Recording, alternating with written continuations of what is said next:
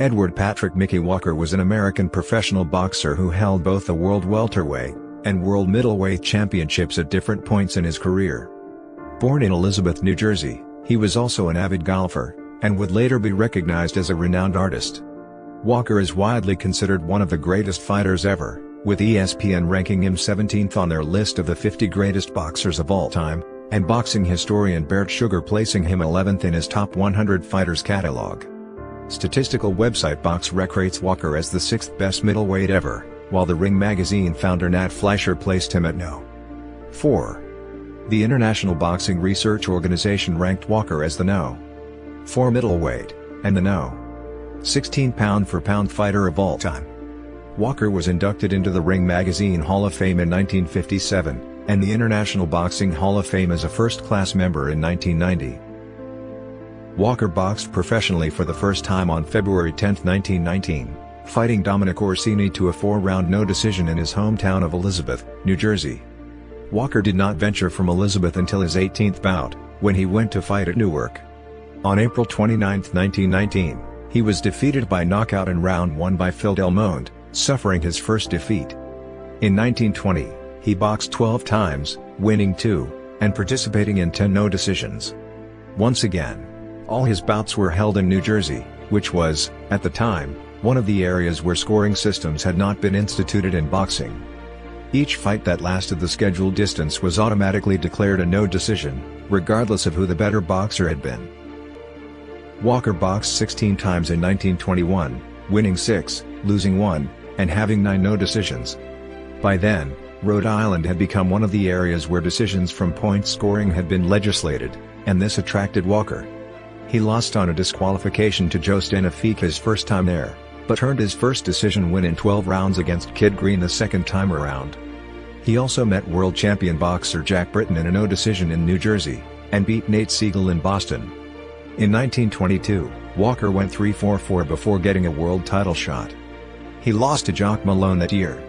However, on November 1, 1922, he fought for the world welterweight title against Britton, the reigning champion. Walker outpointed Britton over 15 rounds to take the title. Walker had 13 fights in 1923, winning 11, having 1 no decision, and 1 no contest. He defended the title twice, against Pete Latzo and Jimmy Jones. 9 bouts followed in 1924, Walker winning 6, and having 3 no decisions. He defeated Lou Tendler and Bobby Barrett in defense of his world title, and had 2 of his 3 no decisions that year against Jock Malone. After winning 2 fights to start 1925, he went up in division to challenge world middleweight champion Harry Greb on July 2 but failed to win the middleweight crown at that time, losing a 15-round decision to the 160-pound, 73 kilograms, division champion. He went back to the welterweight division, defending his title against Dave Shade, and retaining it by decision. He won 3 bouts, lost 1, and had 3 no decisions that year. On May 20, 1926, Walker lost the world welterweight title in a rematch with Pete Latzo. It seemed Walker, now in his 20s, had physically matured out the welterweight division, though many might also point to his extracurricular activities. Whatever the reasons, Walker then began concentrating on winning the World Middleweight Championship. On November 22, he finally was able to beat Jock Malone. On December 3, he reclaimed the World Middleweight title with a controversial 10-round decision over world champion Tiger Flowers. He kept that title for 5 years, defending it 3 times. He beat Mike McTeague, and former world champion Paul Berlenbach. On March 28, 1929, he tried to become a member of the exclusive group of boxers who have been world champions in 3 different weight divisions, but lost a close 10-round decision to world light heavyweight champion Tommy Loughran. On June 19, 1931, Walker decided to vacate his world middleweight title, and move up to the heavyweight division. Walker's debut as a heavyweight on July 22 against former world heavyweight champion Jack Sharkey ended with a 15-round draw, tie. In 1932, he went 5-1, beating such fighters as King Levinsky and Paulino Escudun before facing former world heavyweight champion Max Schmeling, who knocked Walker out in round 8. He went down in weight again, to the light heavyweight division in 1933, when he lost a 15-round decision to Maxie Rosenblum for the world title. The next year, Walker fought Rosenblum again, and was awarded a decision win. Unfortunately for Walker, Rosenblum remained the champion, having taken Walker on in a non-title fight. Undaunted, Walker kept campaigning in that division until 1935, when he retired after losing to Eric Zielik by a 7-round technical knockout. After retiring from boxing, Walker opened a New York City restaurant that became a popular landmark.